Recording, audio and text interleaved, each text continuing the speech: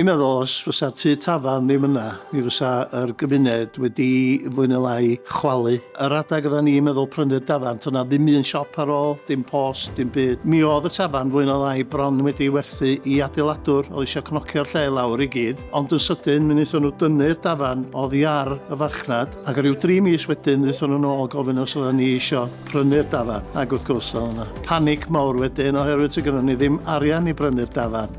They didn't know exactly how much of the pub they were going to be allowed to buy because there are various outbuildings and quite a bit of land at the back. So we were being asked, could we lend to something that didn't exist, to buy something they didn't know what it was, for a price they weren't quite sure. So to me, why I liked this, and it remains one of my favourite loans that we've done, is that it shows how flexible that we can actually be. We eventually agreed a slightly bigger loan than when we first set out because they took on the whole site, and it's been really successful from there.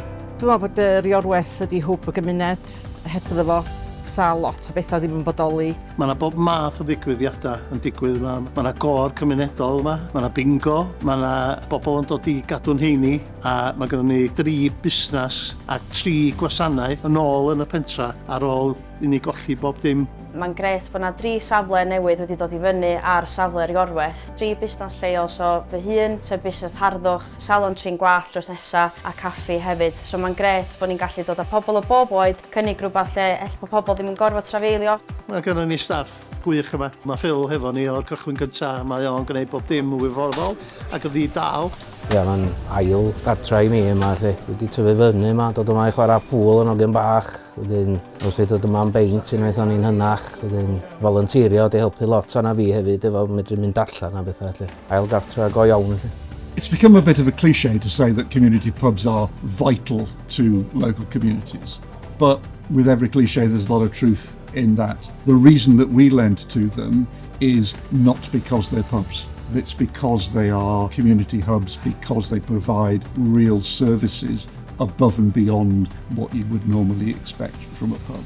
There are units now, and there's a vibrant music scene here.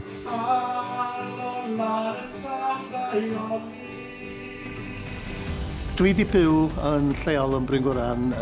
Dwi di ngeni a magu yma. Cyn i feddwl y byd o'r pentra a'i hanas, ac mae'n bwysig bod ni yn cadw y tŷ tafarn yma sydd yn 170 o flynyddoedd oed. A fysa ni ddim wedi gallu gwneud hynny heb help y WCVA.